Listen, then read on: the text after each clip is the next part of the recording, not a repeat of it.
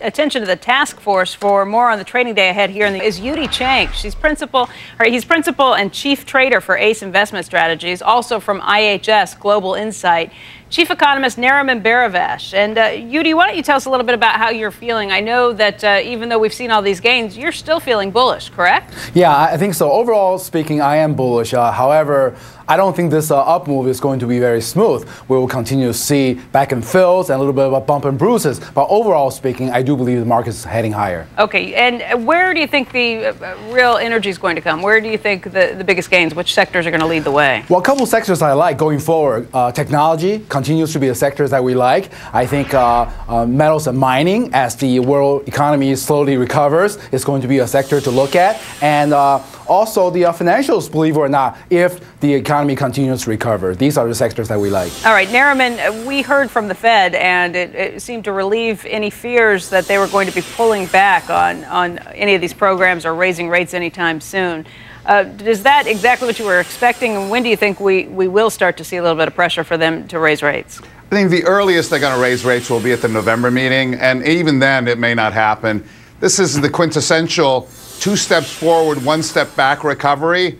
A lot of the data getting better, but there's a lot of slippage here, and inflation's not a problem. We think, for example, today's CPI, 0.1%, both for the headline and the core. So inflation's not a problem. Recovery's still sort of struggling a little bit, although gaining a little bit of momentum. So, why would they raise rates in this environment? And of course, housing very fragile still. So nothing until November. I guess the biggest question is going to be the jobs picture. We do get weekly jobless claims today at 8:30. What are you expecting on that number? It may go down a little bit, but as you know, after coming down very dramatically from 650,000 to about 450, it backed up a little bit and sort of flattened out. So it's not making a lot of progress in the last few weeks.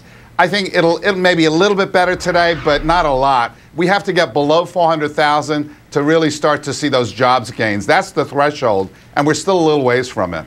Yu-Dee, the 2 of the sectors you like, mining and metals and financials, have been picking up ground over the course of this week. Mining and metals probably more because of the dollar and its weakness. That's been helping all of the commodities. But you think this is really going to be a demand picture that drives that sector?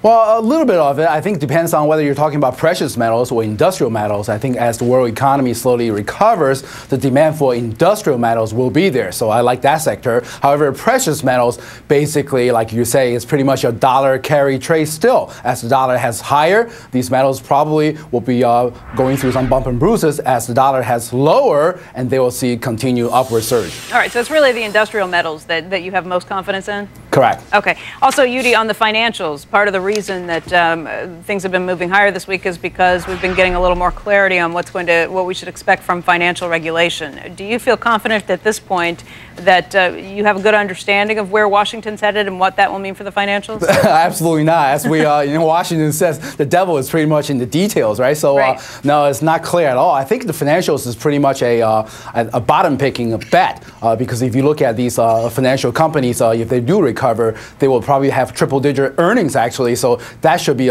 pretty good. However, if one believes in the fact that, well, we may get a late session double dip in the economy, the financials is not the place to be. So I believe it's more of a speculative play and bottom picking on the financials. All right. And Nariman, we've got inflation numbers out today, too. The CPI, we're not expecting really much inflation. This is a very tame situation at the moment. Yeah, inflation basically not a problem and probably won't be for at least a couple of years. With unemployment rates near 10%, we're not going to get wage inflation. With excess capacity rampant in the global economy, we're not going to get price inflation. So this is a sort of a non-issue, something we don't have to worry about for a while. All right. Nariman, Yu-Dee, thank you both for joining us. We appreciate it. Thank you. Coming up this morning,